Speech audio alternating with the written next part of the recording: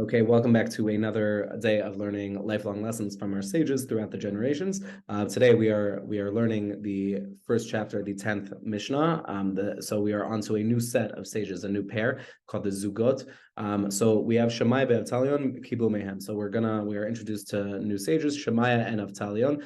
Interestingly enough, both of these leaders come from a family of converts. Just a small tangent, but while it's very difficult to convert to Judaism, Jewish tradition teaches us that we should love converts, and you can really see what they achieve, as Shammai and Avtalion were tremendous Talmidei Chachamim, tremendous leaders and scholars. But also we know that our ultimate redemption will come from the Davidic line, right? From King David. King David is a descendant of a convert from Ruth, and we know King David's descendants will eventually be heralding in the time of Mashiach, the time of Messiah, something to get into another time, but just this idea of tremendous, we have tremendous respect for converts. Okay, so we're going to start with Shemaiah. Shemaiah Omer, Ehov et ha-melacha usna et ha-rabbanut ve'al titvada l'reshut. Right? So he says three things: that one, we should love work. Two, we should hate acting superior or being superior. And third is that we shouldn't try to get close to government. We shouldn't try to be close to whoever the authority is. Okay, so we're going to read this with Rashi, the very famed French commentator and tremendous winemaker.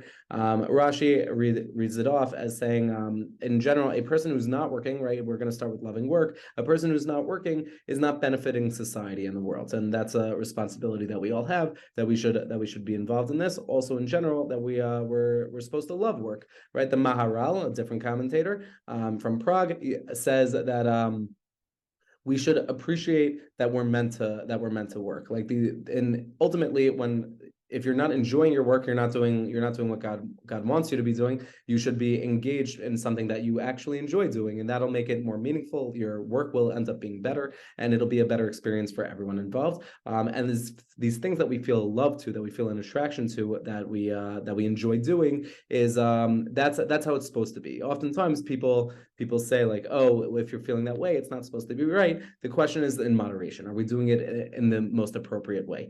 And it's a conversation for another time, but a lot of examples are brought before how to do that. In essence, food is usually the easiest thing that we love eating and having su'udot. But if all you're doing is eating, and if you're overeating, it's not a healthy relationship with food. It's not a sanctification of God's name, even if you're saying brachot on it, because that's not what you're designed to be doing. Okay, so that's number one. Number two is despising positions of power. In general, positions of power bury a person. This is all according to Rashi, but quoting the Gemara in Brachos, that the Talmud, our oral tradition, says that why is it that Joseph, of all the brothers, died first? He was one of the youngest ones. So why is it that he died first? Is because he had a position of power. You take a position where you think you're God, and you have to deal with all these difficult situations, and it's very hard to continue that way of life in the long term, and it's typically not healthy. And also, just in general, that you shouldn't think that highly of yourself. That to push ourselves away from this superiority complex, that we're not God, even though so many people will come to you and tell you you're like God and you have all the power. In truth, that's not what it's about. And Moses is probably the best example of this, because he's referred to as Anav Mikol Adam, that he's referred to as a humble person. So that doesn't mean that he thought he was a nobody. He was perfectly aware of how special he was, his direct relationship with God, but he didn't use that position to show others how great he was. He didn't use it to elevate himself, and he didn't use it to put others down. So that's one idea on despising those positions of power. And lastly, don't become too close with government. Again, according to Rashi, that government officials are put in complicated situations, and typically people only need government officials or come to them and show them love when they're needed. But when they're not needed, then everyone distances from them.